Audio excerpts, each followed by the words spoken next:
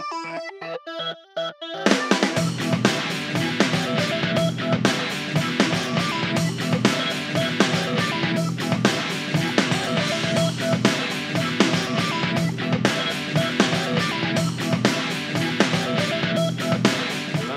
welcome to NerdVsWorld, episode 15, Nerd Day Afternoon. I'm Brendan. I'm Spindles. And I'm Ady. And today we are being joined by... Damien Gerard. Hello. From the distant shores of Brighton. Yes, from Brighton. All the way from Brighton. All the way up to lovely sunny Oxford. It is. Which is amazing today. It's lovely in your kitchen here today, dude. Yes, we're out of the studio today and we're in Wonky Towers itself in my dining room. Because we had a large party last night for which I'm massively hungover, and I blame Ady entirely. It was the Oak rum that did it. Wow. So, hangovers aside, how have we all been doing? Good, yes. Tired, busy. Hot. Hot, yes. It has been unseasonably hot. Incredibly hot. I'll do the general British thing of whinging about the weather. It's too feckin' hot. Which is, basically, since we moved here in like September, it rained. It rained from September until about 3 weeks ago. And now it's sunny and I'm complaining because my garden's gone mental. I can't be arsed doing it. It's just not good. Let's get Meg to do it. Get what, sorry? Meg to do it. Megan? Yeah, absolutely. Yeah, send her out. Surely that's why you had children in the first place. It's Send them to work. Bring me coffee, do my garden. Yeah. Yeah. There's some nail clippers. What? Just send her out with nail clippers. Yes. Do the weeds with nail clippers, damn you. That's what we did in our day. No, there's luxury electrical wizardry. And then walk around and video her while she does it as well, just for proof. Yes. Oh dear. Yes. So yeah, it was fun, and also we finally got the MakeyMakey out yesterday. So we've been threatening to do that for ages. We didn't film it, but we will do that at some point. But we had the inaugural Egg Cup Pac-Man contest. Yeah, and Ravioli Breakout. And Ravioli Breakout, yes. Indeed. So for those of you who don't know what a MakeyMakey is, we'll post the links in the show. There are some pictures that I took yesterday of people playing Egg Cup Pac-Man, which it was fun. it was fun to play with. Took a while to get it set up though on the computer. Just Windows not playing well with stuff as always. Of course, some people couldn't play because they just didn't conduct electricity. Yes, that was what? That's not right, Damien. That was so Yes, it wouldn't work for me. I do not conduct electricity. For some reason you don't, and it's berserk. I have no idea why. Because everybody else is like, oh, you're just doing it wrong. No, look, touching the thing, not working. So no Egg Cup ravioli for you. No. Oh, I did suggest we use a car battery and a couple of jump leads to boost his output. But I preferred my suggestion of the Johnny tinfoil hands. yeah, Just cover his entire hand I in would tinfoil. prefer the tinfoil hands to the car battery and crocodile I clips. think most people would. Yeah. So yes, that was fun last night. Last week went to the London Film and ComicCon, which was awesome, and saw lots of people from great distance. All the DS9 cast. It was the first time Megan got massively starstruck when she saw the DS9 cast, because we've been watching the whole of DS9 recently, like kind of up to season 3 now, so the plot's about to kick in. Yeah. She's been getting bored. She's actually been sat there with a laptop going, I'm bored now and there's nothing happening, because she's used to programs that have ongoing plots.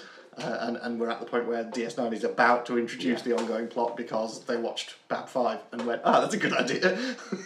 Let's have an ongoing plot. But yeah, she saw who was there? It was Avery Brooks, Nana Visitor, Renee Auberjonois, and Alexander Siddig, and Armin Shimmerman, and I can't remember the guy who plays Rom. He was there as well. So they were all there, and she was just utterly starstruck, going, Cisco, look at Cisco. And yeah, who else was there? God, Peter Dinklage was there. Didn't see him because he was walled off somewhere doing photo shoots. Yeah, because there was kind of 2 massive rows of people doing signings, and they were back to back. And then there were several kind of photo booth things, and then there was the premium photo booth that had Peter Dinklage, Norman Reedus, and the Hoff. with the 3 people who were walled off from the general public. Yeah, indeed. He's used to being walled off, really, isn't he? Yeah. Did he start singing to bring the wall down? I have no, but I didn't see any of them. So, but it's got to be weird because I mean there were other Game of Thrones people there, like Jason Momoa was there, and Lena Headey was there. Hodor was there as well. Hodor was there, yeah. Who else? I can't remember. There were a couple of other Game of Thrones people, but they were all just in the normal kind of thing, and then Peter Dinklage was walled off. So it's like, yeah, you must have felt a bit bad. What's he doing walled off over there? Similarly with Norman Reedus, because Sarah Wayne Callies was there as well. They should wall her off. Well, I mean, arguably, she's the bigger character in Walking Dead, until recently, of course, but... She's just the most annoying character in that show. One of them. The other one is, of course, Carl. Who's the... the kid. Yeah. Irritates the bejesus out of me, it really does. I have to agree with you on that. Actually, I found Sophia more irritating when she wasn't around, because the whole of season 2 is like, where's Sophia? Where's Sophia?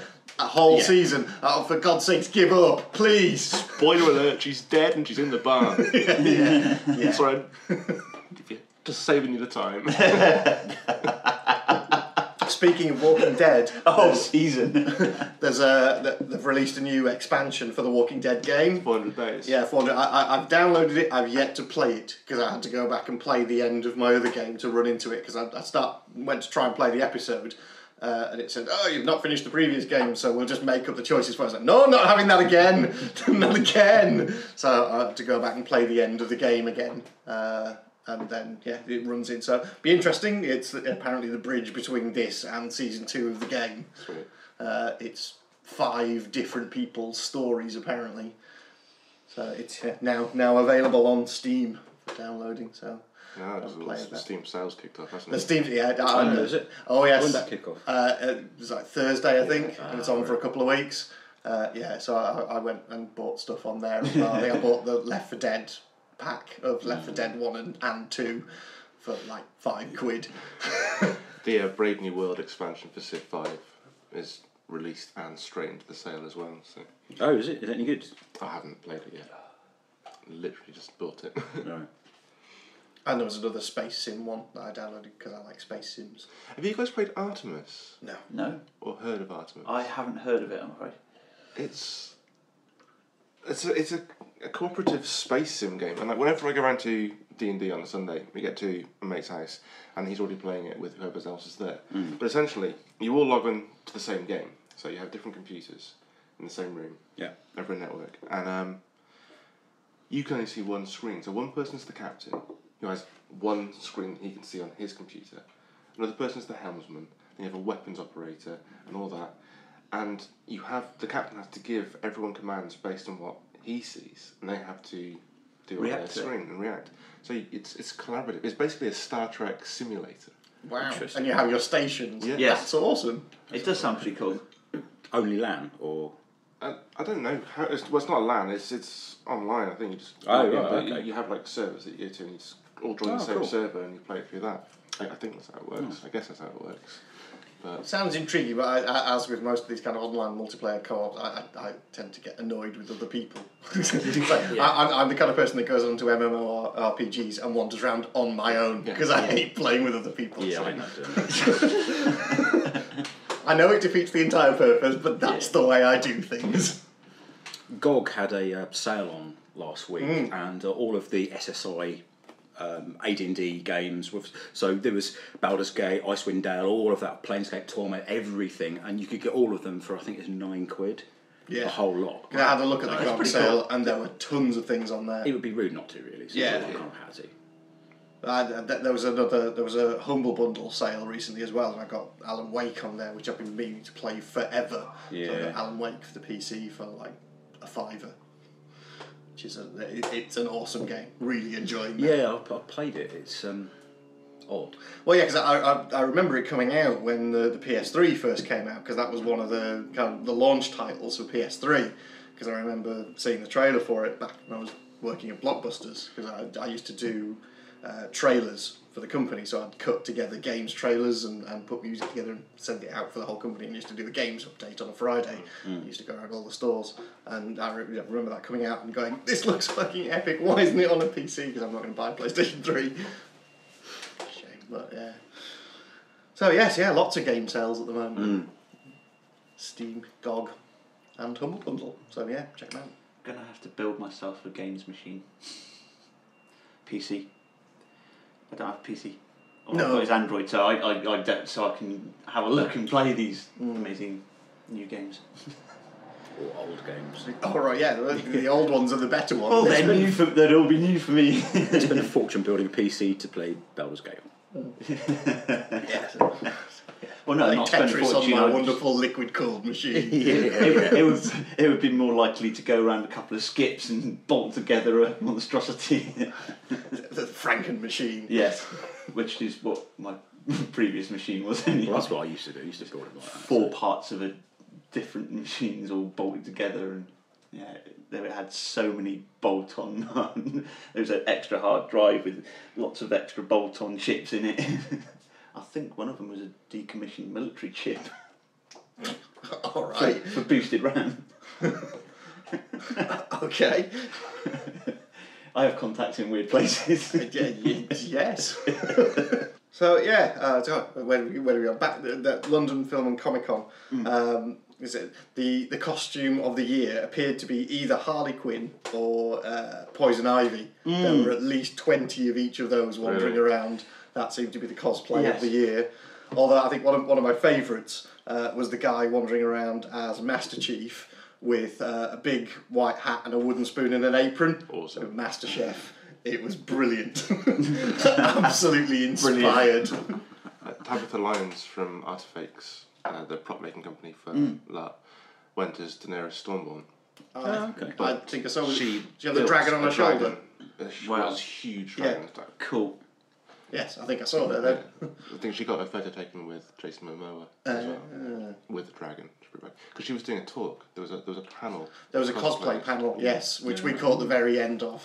Yeah, because it took us a while to get up to that end, because that was like right at the far end of the hall. Which, if any of you have ever been to Earl's Court 2, is just basically a massive hangar. And on the Saturday, it was rammed. Really? Honestly rammed. The queue was going from Earl's Court 2 right down to Earl's Court tube station, and that was people who didn't have tickets. Jeez. Wow. And then there was a queue around the other side of the building of the people who did. So it was absolutely jam packed with people. It was all right, but I don't know.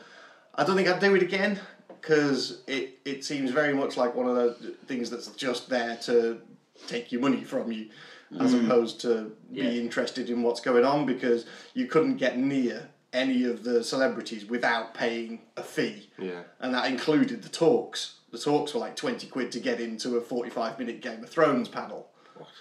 And I was just like, it wasn't great. I mean, I did the couple of things that I went there for specifically was to get the new Robert Rankin book, which we did. Saw Robert Rankin again, lovely man. And so we got the new Alice on Mars book, and then we saw all the people, but didn't go anywhere near them for autographs and stuff, because it was at least 15-20 quid to go and get an autograph. So it felt very much just like a kind of production line of signings, because there were just pictures. They were like each of the signing queues or whatever had pictures everywhere saying no photos, no personalisations, blah blah blah. So even all the major signings that you're paying 35 quid to go into, there was no personalisation on it. So it was literally just a photo with their signature. That kind of sucks. So That does suck. That's there's no personalisation to it, like you said. That sounds awful. Yeah. And I would regret paying that. Indeed. I would as well. There's one I did earlier. No. I mean, it explains why it's so cheap to get in. I mean, it's only 6 quid for a ticket to get into the event, but then everything else you have to pay through the nose for. Yeah. So I doubt I'd do it again. Right. I think I will stick with the Sci-Fi Weekender, because that's a bit more up close and personal. Yeah. And you It's actually better get value as well. time It's to all talk the to people. accommodation and things like that as well. It's the whole package. Yeah. So it was interesting to see people, but not something I think I'll repeat. I don't know. I think I'd like to do it at least once. I think. Yeah, So it's worth doing at least once just to have the experience of it. But for me, I don't think it's one I'll repeat just because it was so packed, and it was literally shoulder to shoulder people all the way down the kind of shopping bits, and you just couldn't see anything. Yeah, I wouldn't feel happy or comfortable in that sort of environment anyway. No. It kind of reminds me of all the MMOs that have moved to the in-game purchases model, basically. The microtransactions, Yes. indeed. It's free to play, but if you want to finish the game, you have to play. Buy lots of Yeah. things. Yeah. Yeah, very much so. So yeah, that was that. But one that's coming up that I am looking forward to is Doctor Who 50th. I'm just so insanely jealous that you got tickets for that. Yay, we got VIP tickets and everything. So yeah. Before the server crashed and Yeah, all went to hell. because I'd pre-registered for it. Yeah. So we got It we got a 2-hour window before they went on general sale. Right. And so yeah, I got it's like 9 o'clock on the Monday morning in there, right? Give me tickets, and yeah, managed to get the VIP tickets for the Sunday. So that's going to be awesome. Really looking forward to that. The only thing I'm a bit gutted about is that Tom Baker's only there on the Saturday, and we go on the Sunday. So Tom Baker won't be there on the Sunday, but Matt Smith will, and Colin Baker, Sylvester McCoy are definitely there amongst other people. Yeah, so that's really looking forward to that. It's going to be a great day. I found that Jonathan Green, who was previously on the podcast, he's there on the Sunday as well, so meeting with him for beers. Nice. So, yeah, it's going to be good fun. We had the BBC Doctor Who proms last night as well. Yeah, my parents told me about that. I didn't know about it at all. Okay. There'd been a rumour going around that they were going to announce the new Doctor live on the proms. And did they? Didn't they? No, they just wanted more people to watch it. to to boost their increase the viewership. viewership, yes. Matt Smith was there. He did turn up with Clara. There's a cool little skit they do, a little 2.5 minute bit. Cool. So get the video for that and stick it in the show notes. So Matt Smith didn't get up and play anything? Well, he played piano for a bit and did a bit of conducting. That's there we go. Because did you see when he turned up at Glastonbury a couple of years ago? Orbital were playing, and Matt Smith came out and did the Doctor Who theme with Orbital on stage. That's it was quite cool. epic. That's right. That was brilliant. That was just after he'd become the Doctor, I think it was, and yeah, just on stage doing that, it was just amazing. So yeah, genius. Because I love Orbital. And, Yeah, me too, actually. yeah. They're kind of the mainstay of Glastonbury. They have to be there. Did anybody watch any of the Glastonbury stuff this year? No, No, it no. just doesn't To be interest fair, me. no. It doesn't interest me either. No. No, Not didn't anymore. see any of it. It's just not what it should be. No. Any festivals interesting anyone this year? To be fair, no. There's the sort of download and Yeah, metal I things. call the Download download bills, highlights. Yeah, I know it's big, but It's Bloodstock, which I Bloodstock. could have got VIP Yes. tickets for free, but unfortunately it's One of the my good bands- lady's birthday, so that's not happening. One of the bands we've had on the show is playing at Bloodstock. Okay. Yeah, Awake by Design. Ah, right, They cool. were on episode 3 or 4. They're Yeah. playing at Bloodstock. Awesome. Good luck, guys. Knock 'em dead. That's a weekend one, isn't it? Is it? Yeah. Is it a camping one or is it a holiday camp type? It's camping. camping. Yeah. Yeah. Okay, because I know it seems to be the way it's gone forward now with kind of the holiday camp things that they do in the off season. They do kind of either big music festivals or sci-fi conventions. Yeah. Seems to be the thing to do in holiday camps in off seasons now. It makes sense. It's an awesome idea. Yeah. I mean, I love it. It's because you get to stay in kind of proper Reasonable accommodation. Well, Pontins That's what I said. wasn't particularly reasonable. For Stalingrad. Yeah. Yeah, that wasn't good. But to be fair, our accommodation was pretty okay, even then, by their Yeah. standards. Ours was not great. I've got a bad experience. So I did the first year of Euro Gen Con, which was whenever it was, when they brought Gen Con over from the US. Yeah. And I was sharing a room down at Canvas Sands with somebody, and I bought about 300 quid's worth of role-playing stuff while I was there. Came back to my room on the last day to find that the guy who was in my room had just screwed it, taken all my stuff and buggered off with it. Dear God. Yeah, so I lost it all. So that's the one only time I've done Euro Gen Con. So Who was the guy? Call him out. Oh, I have no idea who it was. That's a real dick thing to do to someone. Yeah. Yeah.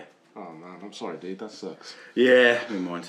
And the last one on cons is the San Diego. Yeah, my favourite time of year. One of these years I will get across to San Diego and go to the con. I have family over there who have said I can stay with them, but even with flights and stuff, it's really pricey. Yeah, silly money. But most stuff gets up on YouTube more or less straight away. And like Nerd HQ, which is Zachary Levi from Chuck. Yeah. I love watching their little casts because they stream it on the Nerd Machine. And they've had Kevin Smith on there the last couple of years. Nathan Fillion always either does a panel or turns up or phones somebody else who's doing a panel. Felicia Day's done a couple of panels.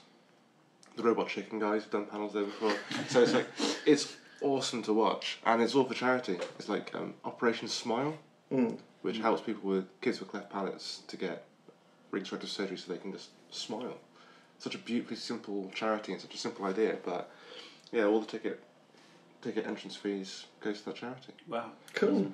But yeah, so follow the Facebook and the Twitter for NerdVsWorld this weekend, because I'll be posting links to all the videos as and when they are released. Cool. Because I love just sitting back and just vicariously being there through the power of the internet.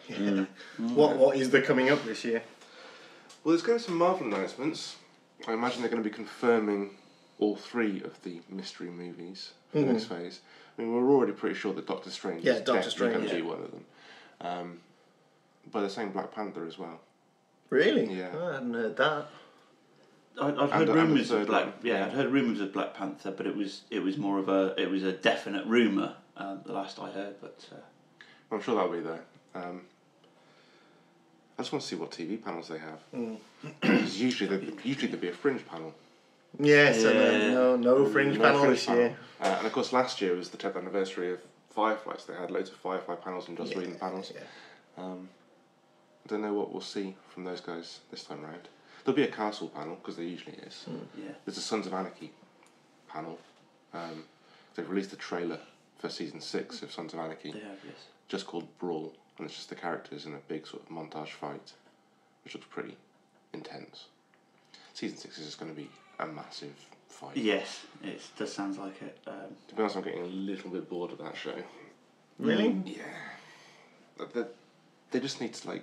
I don't know why no one just sat them all down and just said, look, guys, just talk to each other. If you talked to each other, there'd be none of this drama. I know it's America! I know that makes no sense from an entertainment point of view, but at some point, drama for the sake of drama isn't entertaining to watch. And surely that can be applied to it. It's like Star Wars. Why don't you rebels and you Empire sit down, have a cup of tea, have a chat, you'll work it all out. You know what I mean, though. Hello. Hello. All right. Hello. Shall I pop in and get me chairs before I forget? Yes. I didn't want to knock just in case you're actually recording. We are. It's fine. That was my neighbour.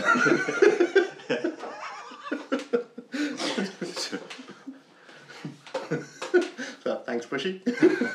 You know what I mean, though? Yes. A lot of the drama in Sons of Anarchy seems to be sort of... just for the sake of it. Yeah, self-prophesying and circular and going round and round and round. Yeah. It just gets annoying. Yeah, I'm fair sorry. enough. Summer season 5 just was difficult to watch at the best of times. But yeah, it'll be interesting to see how long it goes on for, because I think you're right. It's getting to the point where it's pretty much run its course now. 6 seasons is more than most shows get. Indeed, So, yeah. Especially shows because it's in the kind of hour-long 12-episode fraternity as opposed to the kind of, because it seems that the 22-episode 40-minute shows go on for like 10 seasons, but the kind of hour-long shows tend to be 5 or 6. That's pretty true. It's weird, but it is. Yeah, it's true. I was processing that as you were saying it. It's Yeah, that's pretty true. Aside from that, I'm not really sure what to expect from San Diego ComicCon this year.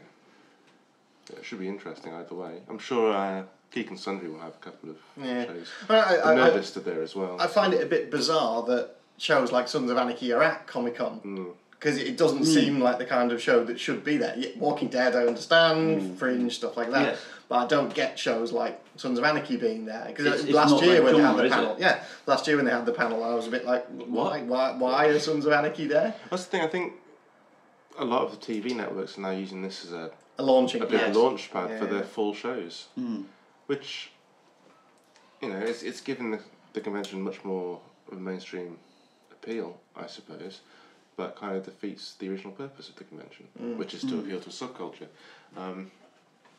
But it's just how things seem to be moving. It all comes back to this geek stuff being more mainstream now.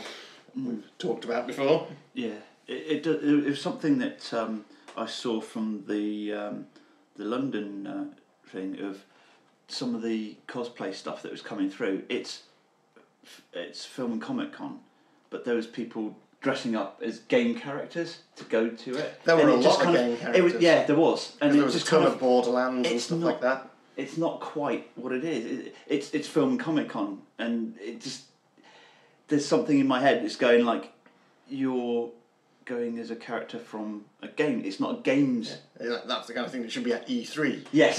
Yes. Yeah, I see what you mean. But that's just the way I think. That's No, the way my brain's wired. But there's a certain amount of crossover between Yeah, games there and is. comics. There was so I think that's pretty okay. So there was a games presence there because there was right at the back there was like a games bus and there was consoles and stuff out there. So there was a games presence there. But yeah, I Yes. see what you're saying. It's not me being. It's just the way my brain works and it's wired up. It just seems it's like, well, I can understand it. Like you said, if it was E3 or something like that, then loads of people dressed as game characters is absolutely awesome, and I think it's great that people do it. It's certainly something that if I had more money, I'd want to do myself. Yeah. But Every time I see like the Sneaky Zebra post one of their Comic-Con videos, I want to go and just start cosplaying immediately. Yeah. Because it looks so much fun. There's a few going around, a few really good videos. Because Sneaky Zebra have just been signed to the Nerdist. And they're part of the Nerdist channel. cool. But they did their video, and they've got Lena Headey in it, and they've got Jason Momoa in it, and Danny Glover. Danny Glover closes out their video, which is pretty sweet. But a lot of the classic knights are in there as well. I know that Steph's in there. Definitely one to watch. Cool. Back done on cons then. Yeah, I think so. Awesome. I think. Yeah. Yeah, done. All conned out. And I'm spent. Anything else interesting in nerds news or anything people spotted recently? Vin Diesel allegedly is up for a role in one of the new Marvel films. Apparently so. Yeah, he's been in talks for something. Yeah. No one says what though. Yeah. So maybe get something like that at San Diego I imagine Comic-Con. probably will. There'll be a lot of announcements. It sounds. Yeah. Well, on the Marvel ones, what was it? So you said Black Panther. Yeah. And sorry, Doctor Strange. That's where I was going to. Because from what I gather, they're planning on turning Doctor Strange into the linchpin character for Phase 3. So he'll be taking over the kind of Iron Man role of tying all the films together. Apparently. So I think because the Iron Man trilogy is now complete, Yes. and Downey Jr. will be returning to the role, but only in the Avengers films, I think. Yeah. So we don't think there's going to be any more Independent actual Iron Iron Man Man films. Which I think is pretty cool. Yeah. like Yeah. Absolutely. Quit while you're ahead. Most definitely. And take it as a lesson to other studios. Write a story for a character and finish that story. If it takes 3 films, take 3 films, but don't keep padding it out for 4 or 5 to flog the horse. Tell the character story, and they've done that well with Iron Man. Yeah, I think they did. I say Iron Man 3. I think was an excellent film. Very, very well put together. What else we got coming up recently? Pacific Rim is out now, which I really, really want to see. Really badly want to see. I mean, the movie Bob raved about it, and I trust that guy. He's the only reviewer that I actually listen to. I don't listen to Mike Kermode. I don't always trust his opinion, but Bob Chipman I do. I still won't see Fast and Furious 6. No. But if he says it's good, I'll trust that it is. I'll just trust him on it. But then I have to prove it to Having myself. seen the 10-minute preview, I feel I've had to watch it twice.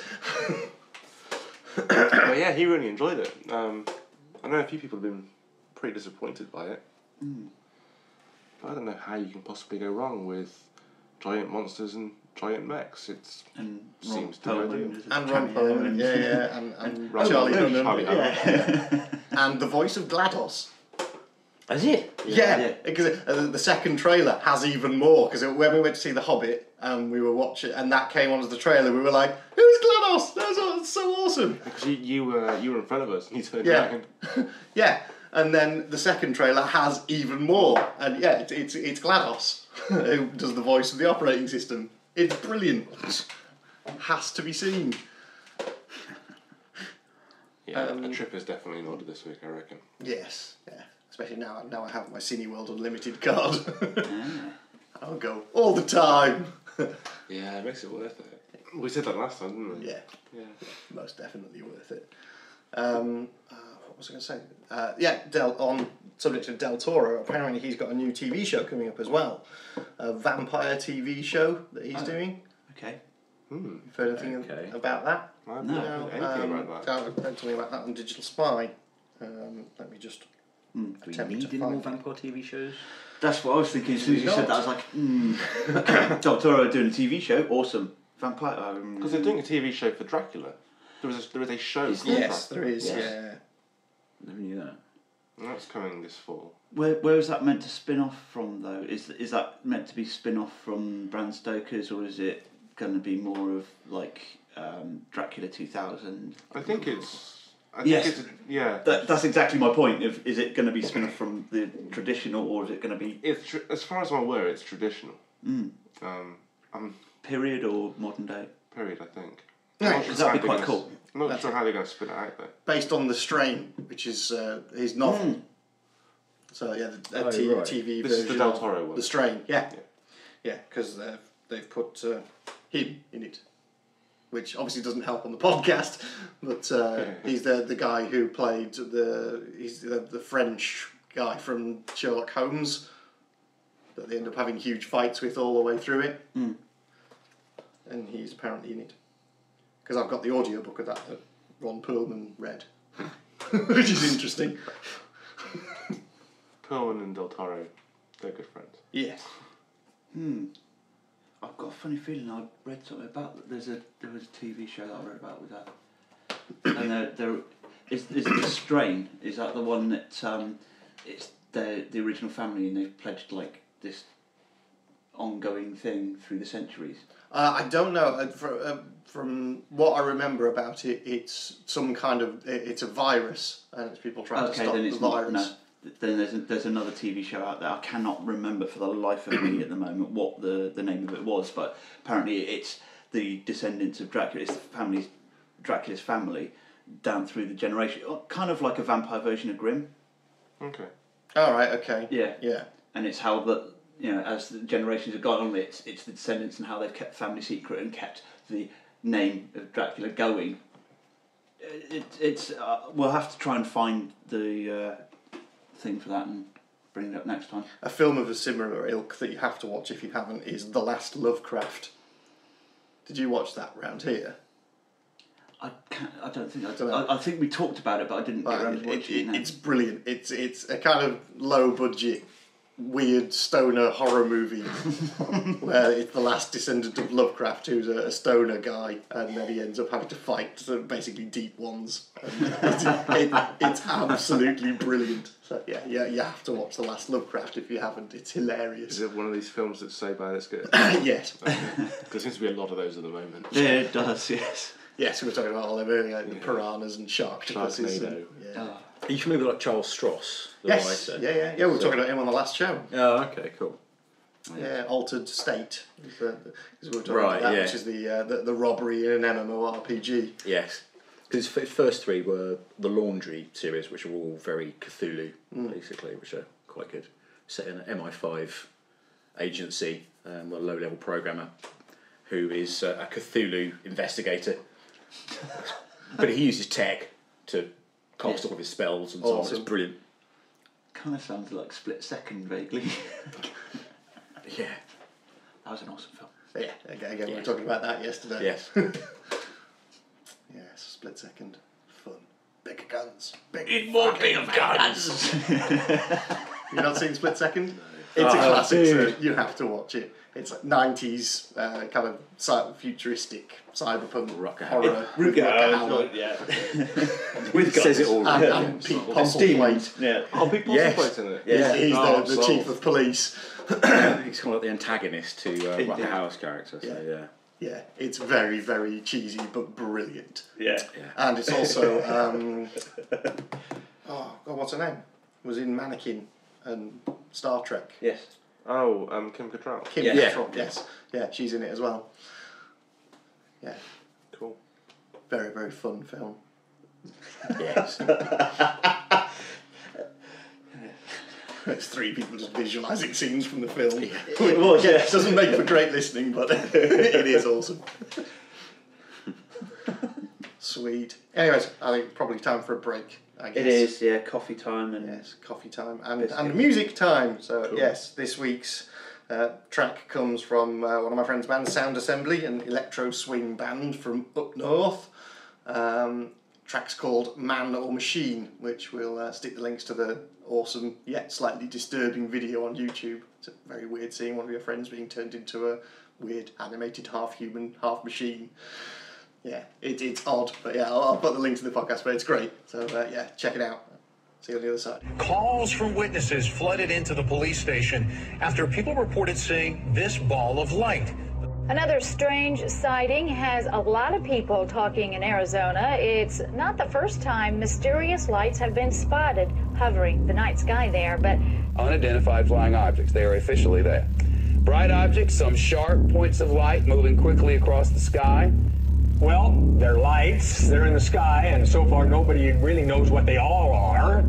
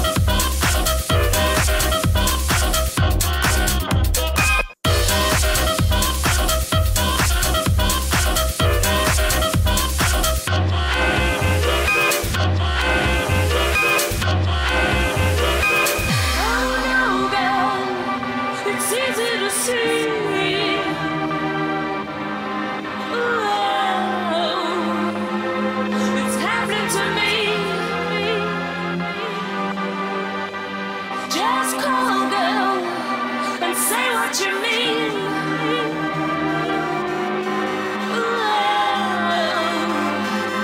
To man or machine.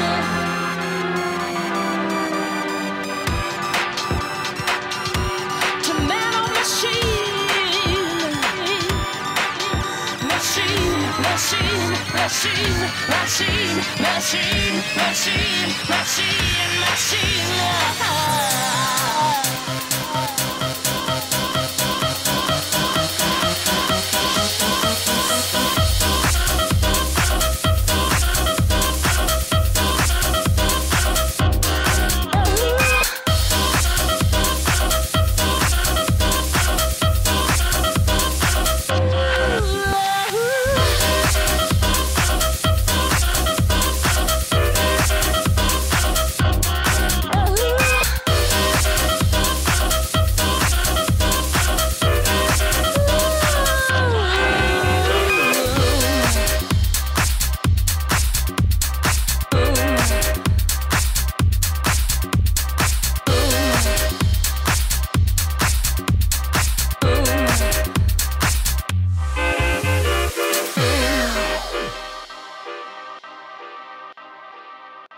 Hello and welcome back to the second half of the show. Hello.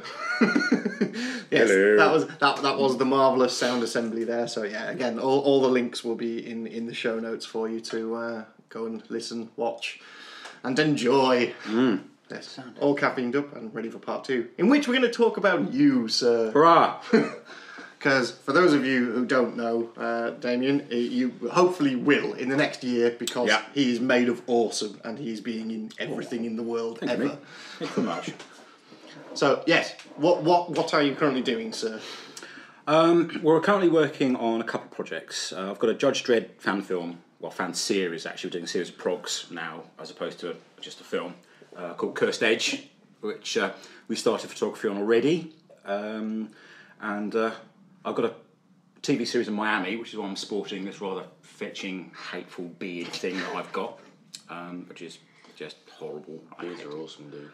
They are, Beards are but cool. I don't generally grow beards, so this is kind of really irritating. So, You should grow more beards, dude.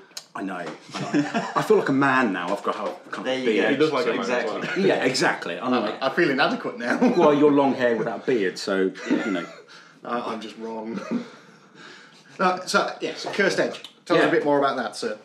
Right, well, it started off as just a short fan film. We approached Rebellion and asked whether we could fundraise for it, and they basically turned around and just said no. So everything that we're doing off that is off our own back.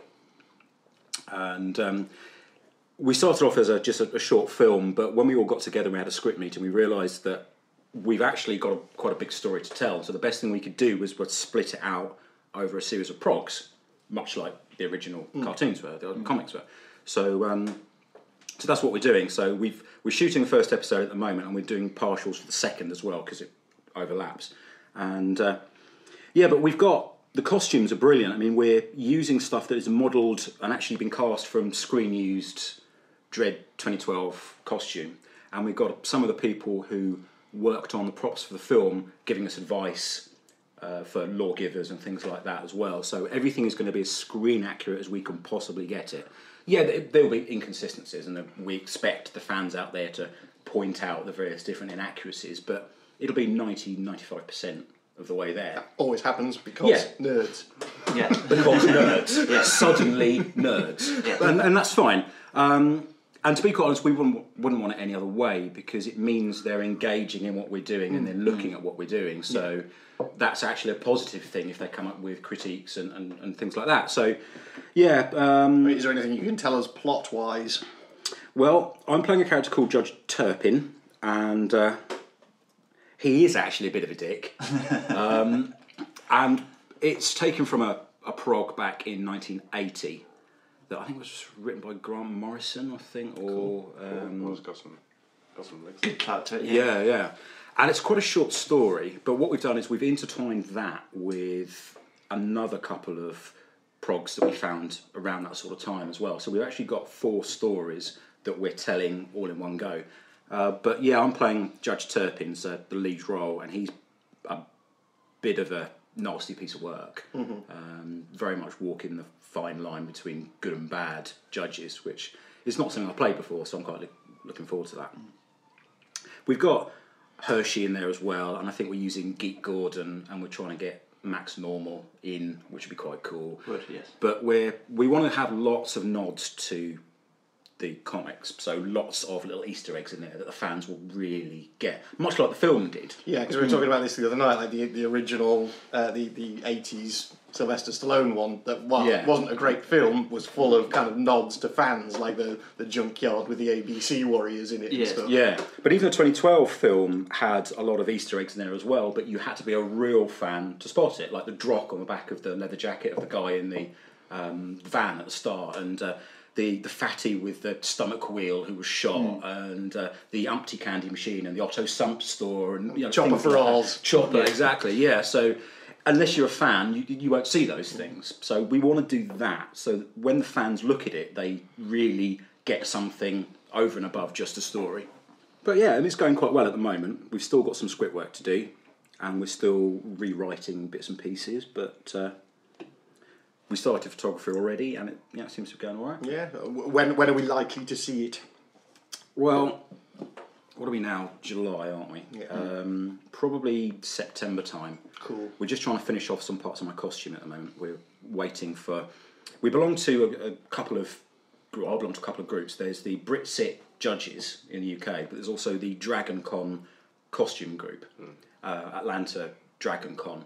There's going to be 80 judges with vehicles all liveried up and everything. It's just going to be mental. And there's one guy called Kurt who is organising a whole set of screen-accurate leathers and armour and everything, complete with the shoulders underneath the armour all being correct as well. Stuff that you're not going to see is still going to be absolutely screen-accurate.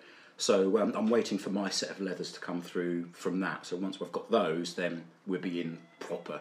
So I'm hoping September for finished episode 1, and I should get the leathers within the next couple of weeks, I think, by the end of July. So sweet. I've got my helmet already, if you pardon the expression. And is it shiny, sir? It is very shiny. Yeah. Polished it, sir. Oh yes, many times. Daily.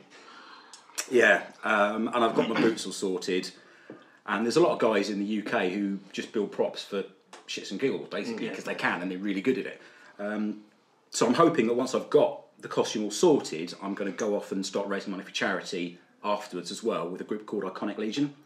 They're based in Sussex, but they do cosplaying and trooping purely for charity. Yeah. So that's going to be a good use of the costume afterwards, just to raise some money, basically. Yeah. So there's a lot of groups around here in the UK that do that. I mean, the Practice Nights do that as well. That's right, yeah. Some of the guys in Iconic Legion are part of GK, and There's a couple of judges in the GK as well. Yeah. It's probably the people who are in Iconic Legion, actually, thinking about it, yeah. Exciting project. Indeed, yeah. Massively looking forward to it, because I loved the recent Dredd film. Recently, there just seems to have been a huge resurgence of Judge Dredd stuff, and it's awesome. Well, the film didn't do too well in the cinema, but no, it didn't. Well, that's because everybody remembered the Stallone film and just thought it was going to be a car wreck and stayed away. Yeah, and myself included. I didn't see it until I got the Blu-ray. Yeah, and I wish I'd seen it at the cinema after watching the Blu-ray. It was immense. Yeah. It's easily one of the best 3D films I've ever seen. Because the cinematography in it, in terms of 3D, is just stunning. Because I think it's just the kind of the hyper-violent and the utterly stylised way that they do things is just it's phenomenal in 3D. And the DVD sales have been excellent since, so we're really hoping there will be a sequel. I mean, haven't Lionsgate come out and said that it was the best-selling DVD of 2012 or 2015? Don't know, actually. Have they? That'll be. That's pretty cool. And then, of course, because there's been other kind of fan films as well. There was Judge Minty, as well. But that's very much the comic style of Dredd. Yeah, those guys were at LFCC as well. Yeah, they were. I know quite a few of them because there's some photos with Lena Headey as well, where she's flipping the bird. Which is cool. And other stuff you've been working on, Culture Shock. Oh yes, Culture Shock. I did an audition a couple of years back for an award-winning American director called Steve Balderson. And he's a lovely, lovely bloke based in Kansas. And he was just looking for some British guys for a film that he was shooting over here. So I applied to an audition, And he picked mine out because he said I was the only person who went over and above what he asked for and presented something different. So got the role for that. He came over and we shot like a live Scooby-Doo style caper in this country. And took sort of 3 weeks or so to shoot. And it's just been released for digital download at the moment in April, May, from his website. And so that's available to rent or to buy. So that's my first major lead role in a feature film out for sale now, which is pretty good. I'm quite pleased by that. Yeah. But so I'll be working with him again, hopefully. I've got a script for a new film, which I can't talk about at the moment, but title role, so that's quite nice. But sweet. Yeah. So yeah, lots of stuff going on, and then you're off to LA next year as well. I am, pilot season. I'm out in LA in January for 4 months, and I'm going to go and see my acting coach, who is the same guy who launched the careers of Cameron Diaz and Leonardo DiCaprio and Chase Crawford and people like that. So he's pretty high up. He's taken me under his wing. So I'm going to go out and work with him and see where that goes. Yeah, do pilot season. But the thing is about him is he knows all the big people. So he has Al Pacino, working with him, and he had Virginia Madsen with him a couple of weeks back, and Leonardo DiCaprio turned up in February to work with him again. So he deals with a lot of big players. This guy's right at the pinnacle of the coaching. So, there will be big things from that, definitely. I mean, it's going to be Sounds promising. Yeah. And can we talk about the possibility of the other thing that we were talking about? Game of Thrones? Well, I've been put forward for a role on Game of Thrones, which will be quite good.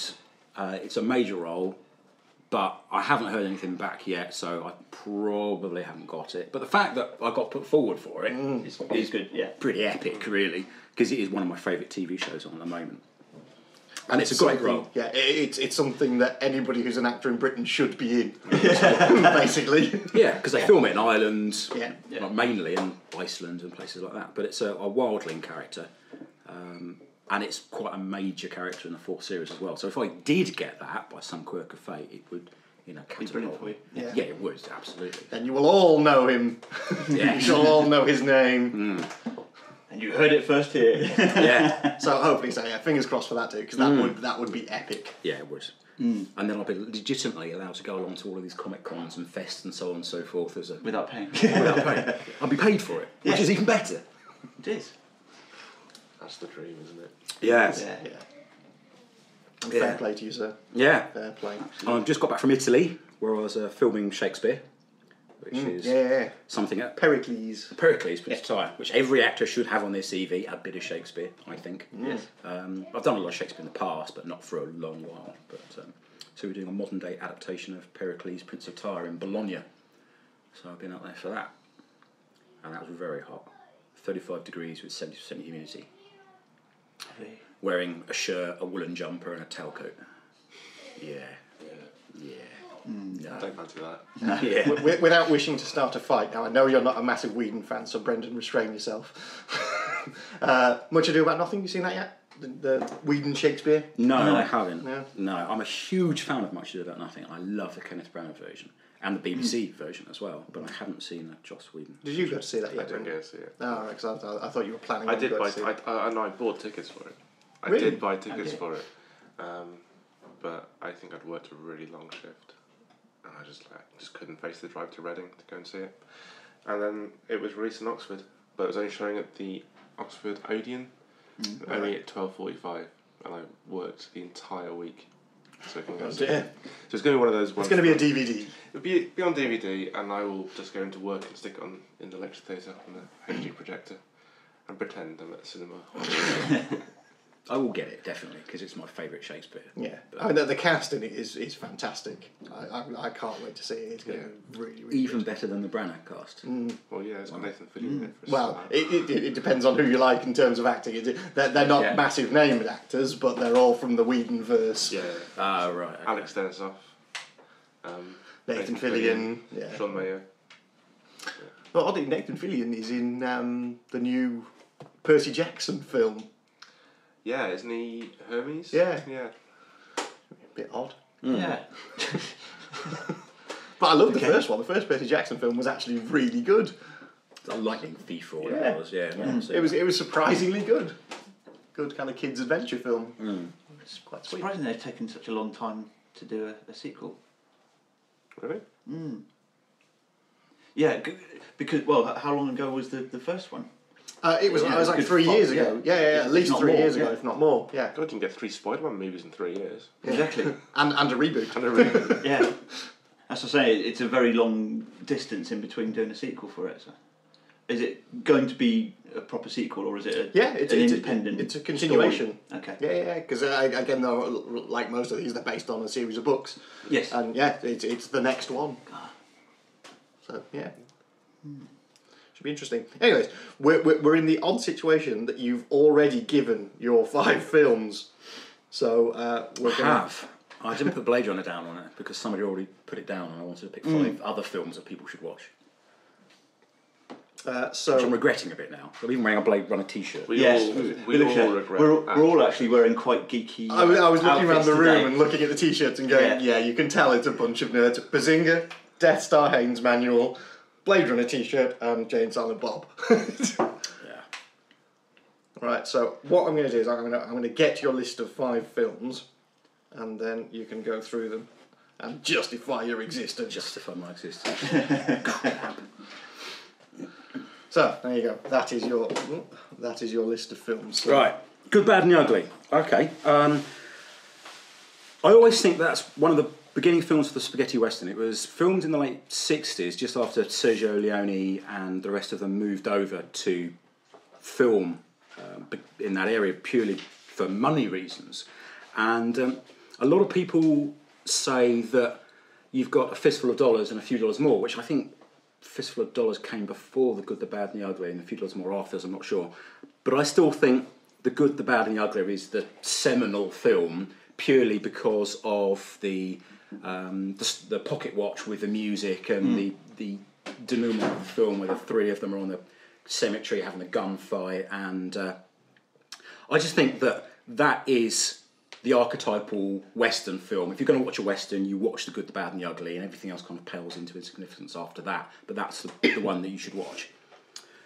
Highlander, because it was new, it was not something that anybody ever done before. The second one doesn't exist. No. The third one doesn't exist. No, tagline, there should have been only one. Yeah. Exactly. And whilst Christopher Lambert may have been miscast as a Scotsman, and Sean Connery, the Scotsman, was miscast as a Spanish Egyptian. Yes.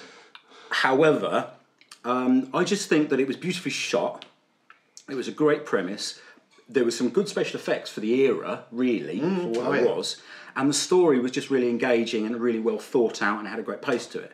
And again, I think it's just a film that you can watch without expecting too much and just have a really, really good time with. And it's the sort of film that has fueled a lot of role-playing absolutely games for me, sort of games that I've run and played in, live games and things like that. It's a lot of the LARP we get involved in, of course, we use rubber swords, latex weaponry and so on. And why wouldn't you want to be Colin MacLeod from the Clan MacLeod with a great big latex claymore, in fact, actually, I know a lass who has got a latex version of the ivory handled katana that he's got, and a proper LARP safe version of it, and it's awesome. So I think I've seen a LARP safe Kurgan one.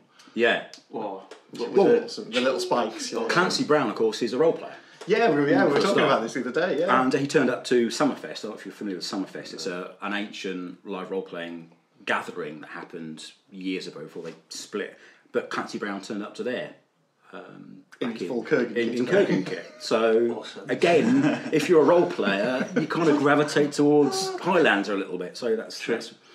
It is epic. I love Highlander. It's always been one of my favourite films. Definitely. Man Bites Dog is my next one. Now that's 3 Belgian film students. It's all filmed in black and white, and they did it for their degree back in the early 90s, I think.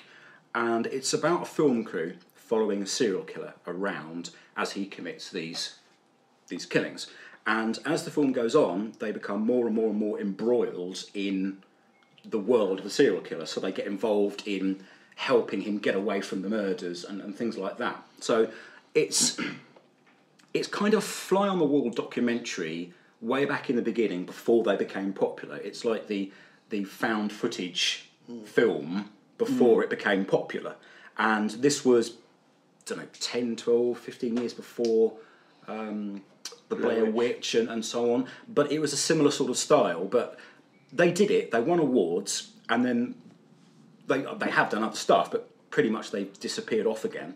And not many people know about the film. I think it's a real sort of geeky, nerdy film to know about. It's not one I've seen, I have to admit, but it sounds very, very intriguing. Yeah, I mean, it's all subtitled, and it's all black and white, but it's just brilliant. It's really well executed. They're great actors, they're great directors, they've edited it all themselves, they produced it, they did everything themselves. And it's a really well done, really polished film for film students to do. So it's brilliant. Dog Day Afternoon. Well, I think it's arguably the best thing that Al Pacino's ever done. A lot of people disagree with me. That's absolutely fine. I think that's the next film on your list, and I would say that is it. So. Interestingly, yeah, I know what you mean. We'll come on to that. Dog Day Afternoon, the reason I like it is it's a single location film, and I love single location films like Phone Booth and The Elevator and things like that. I love them.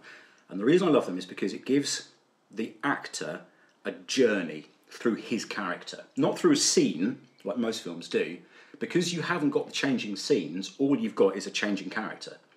So, Al Pacino and John Cazale, I think it is, go from being pretty sure of themselves bank robbers to utter emotional wrecks by the end of the film. So they've got this amazing journey through anger, disappointment, confusion, fear, all the way through to the end of the film. And because of that, I think it's one of the best things that Al Pacino has done. You can just see this journey that the characters have done all the way through the film because it's just a single location film. But that brings me on to my next film, as you said, Brendan, which is Heat. Yeah. And I love that. Which is such a good pick. I am sick I didn't pick it myself. Yeah. To be honest, that film was awesome. Which is interesting because you don't like. Well, unfortunately, a lot of the films on your list, you've gone through most of the types of films that I don't like. I don't like westerns, I don't like mafia movies, and I don't like caper movies. Yeah. Heat stars two of the big names in Hollywood. You've got Robert De Niro and Al Pacino again. Yeah. And it's one of the first times. Well, in fact, I think it is actually. I think it's the first time they've both appeared in the same film. No, not the same film. Oh, in the same scene. Yes. Because Godfather 2, of course, they were both in. Yeah. But in the same scene. And there's that one scene with the two of them in a cafe, and they're talking about what will happen if the police come around the corner. What will you do? Will you give up the girl? Will you run away? And so on. And it's the looks that Robert De Niro gives. You can almost see what he's thinking. The way his eyes flick to the side when he talks about certain things. And it's, from a technical point of view, unfortunately, I look at everything in a technical point of view now. It's brilliant. It's absolutely brilliant. And it does have the best gunfight scene ever. Downtown LA with M4s, just destruction and God knows what else. It just goes on and on and on. And it's brilliant. And it's got some friends in as well, which is even better. So that, I think, is... If you're going to watch a heist movie, then I would say that. I'd almost pick The Italian Job, because that is quite a seminal heist movie as well. The original. Oh, Christ, yes. Not the remake, which is what do you mean? There is only one.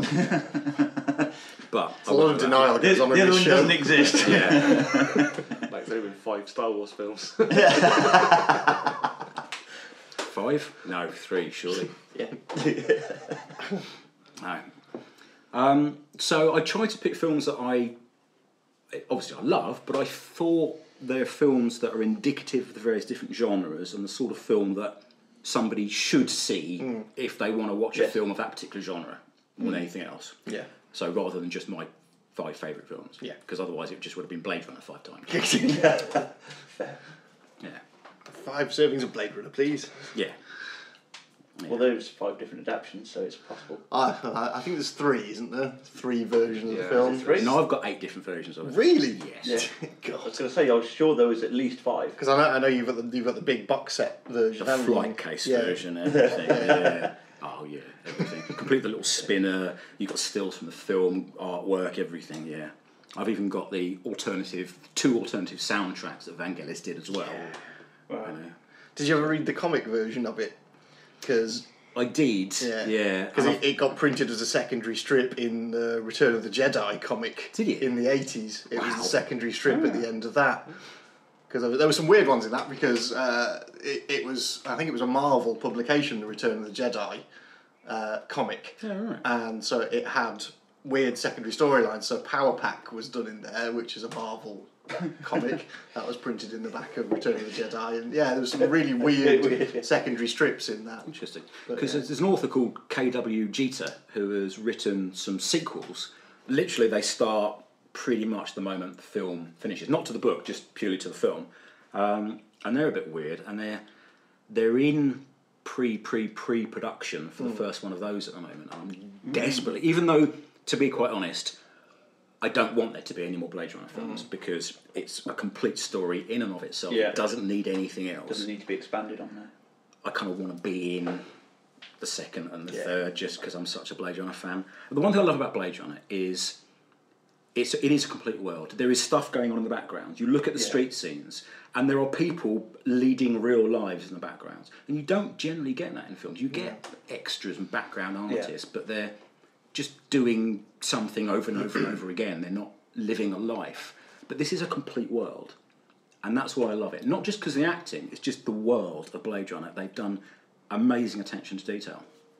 And that's, for me, is why it is my all-time favourite film. And if it hadn't have been already on your list, it would have been at the top. But, yeah. The obvious question for any Blade Runner fan is he or isn't he? It's interesting because... there was an interview with Ridley Scott years back, 97 I think it was, and he intimated in that Deckard was, but he didn't say it. I'd like to think he isn't. I must admit, I would like to think he isn't. But however, if you look at one of the alternate endings, the unicorn ending, for instance, that kind of says actually he is, because Gaff has the origami unicorn, puts it down, of course, which goes back to the unicorn dream that he's been having and so on and so forth. And that kind of says that he is a replicant. And in fact, he's the 6th replicant that has been alluded to and not mentioned at all. But Ridley Scott said actually that was just a screw-up. And they fixed that in one of the later versions, the count of replicants. Exactly. So in the original, he said it's just a screw-up. They miscounted or whatever. But yeah, so I'd like to think he isn't, but... a lot of evidence seems to point towards the fact that he is. Yeah, because I mean, there's got lots of stuff online of the. So just to finish off on the Blade Runner one. There's a lot of kind of websites online that are trying to chronicle both sides of the argument of the decade. Yeah. So that you've got ones that are like, in certain scene you see the flash in his eyes, the same. Yeah, exactly. Yeah. So it's one of those things that I think it's better not having an answer to. Because it's better to theorise about it than it is to have a solid answer. The best thing, actually, and I've learned since I've started making films as well as just acting in them, is if you have an ending that doesn't have a definitive, this is what happened, it makes people talk about it. Yeah. The more people talk about it, the more hype it generates and the more publicity it gets. So that is the best thing you can do, is just have an ending that's a little bit nebulous. And of course it does. Yeah. It definitely worked for Blade Runner. It's still been going on now. Years worth of debate. Yeah, 82, wasn't it? So what's that? 31 years. Yeah, 31 years. Jesus. Really that long ago? Yeah. God. Oh. Yeah. And now everybody feels old. Yes. Anyway, sorry. Yes, that. So, yes, that's your 5 films. So, it is. Yes. Yeah. Thank you very much for those. They are already in the list, so I don't need to update it. So, I guess we're getting about to the wrapping up point. So, thank you very much, sir, for coming along. Oh, pleasure. It's been a pleasure having you. If you want to see more, there's an interview of yours just gone online. Interview at Metal Arcade, went online yesterday, in fact. Which we'll put the links to that in the show notes. Yeah, that's mainly to do with Cursed Edge. Well, in fact, it's totally to do with Cursed Edge, in fact. We'll stick the Cursed Edge trailer in the show notes. Yeah. There's a new trailer out as well. I don't know if you've seen that. Not seen a new one. About 2 or 3 days ago, I think, a new trailer came out. Came out just after the poster, didn't it? Yes, chucked up the poster for the prog one. Yeah, that's right. Yeah, and then I think it was the day after or 12 hours later they did the trailer. Yeah. I'm not in the trailer, but if it's the one I think it is, I'm doing the VO for it, so it'll be my gravelly voice over the top. Awesome. Yeah, so check that out. And then Culture Shock's available to get digital download wise, renting and buying, I believe. It is. So yeah, go and watch that. From the producer's website. And you can track down his episode of Midsummer Murders that you were in as well. Yeah. And Mercenaries, which I've been in as well with Billy Zane. Crazy Phantom. Yeah. I've actually got film replica rings from the Phantom. It's cool. It's a big cast iron skull ring, and the other side's got the crossed swords for the keys of the cave entrance. Nice. So yes, thank you very much for coming along. No, pleasure. Pleasure. Come back next year when you're a megastar. Ah, yes. I will be. Yes. Yeah, please do. Right, is that all for this show? I'm guessing so, unless anybody else has anything else. I think we're all spent. And I'm spent. Thank you, chaps. Thank you very much. No problem at all, so thank you for coming along. Well, that's all for this show. I've been Brendan. I've been Spindles. And I've been Ady. And I guess I've probably been Damien then. Thank you all for listening. Until next time, take care and be excellent to each other.